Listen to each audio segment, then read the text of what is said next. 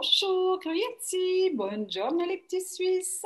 Je ne sais pas vous, mais moi, j'ai passé samedi dernier une soirée trépidante, incroyable, lors de la finale du 65e concours de l'Eurovision de la chanson qui se déroulait à Rotterdam, aux Pays-Bas.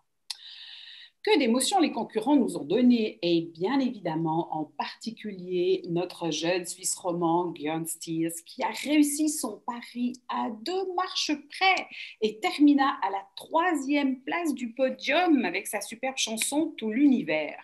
C'est absolument incroyable. Ce jeune homme de 22 ans, de son vrai nom Guillaume Mourmagé, dont les parents sont originaires d'Albanie et du Kosovo, est né à Sanen et a grandi dans le village gruyérien de Brock, dans le canton de Fribourg. On avait déjà pu le voir et surtout l'entendre en 2019 dans la version française de The Voice à la télévision. Il faisait alors partie de l'équipe de Mika et était parvenu jusqu'au stade des demi-finales. Est-ce que vous vous en souvenez ? La chanson Tout l'univers qu'il présentait samedi dernier a été travaillée par Björn avec Wouter Hardy, l'un des auteurs d'Arcade, qui n'est autre que la chanson gagnante de l'Eurovision 2019, ainsi que Nina Sempermans, une auteure-compositrice belge. Rien que ça. La chanson est née très rapidement. Nina parlait de Ground Zero, cette expression qui s'est développée après le 11 septembre et a attiré l'attention de Gunn et l'idée de partir de quelque chose de construit au vide total a germé dans sa tête. Le côté cruel de cette expression, mais son côté positif aussi avec la reconstruction. La chanson décrit la sensation de vivre une explosion. Elle évoque le cycle de la vie. Les paroles ont été traduites en français par Xavier Michel d'Alioz.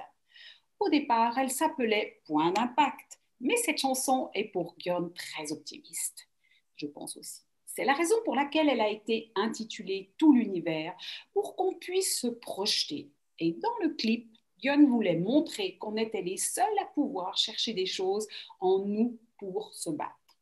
L'accident de voiture s'inspire aussi d'une de ses expériences. Pour la petite histoire, Björn Stiers a aussi remporté samedi dernier le prix Marcel Besançon de la meilleure composition. Pour rappel, je l'avais moi-même oublié, le Suisse Marcel Besançon, vaudois d'origine, décédé en 1981 à l'âge de 73 ans, n'est autre que le fondateur du concours Eurovision de la chanson, dont la première édition a eu lieu en 1956, évidemment en Suisse, à Lugano, dans le canton du Tessin, la partie donc italophone de la Suisse. À présent, je vais vous parler d'autres Suisses qui ont brillé le week-end dernier à travers la Coupe du monde de triathlon qui se déroulait ici au Portugal et plus précisément à Lisbonne, voyez-vous.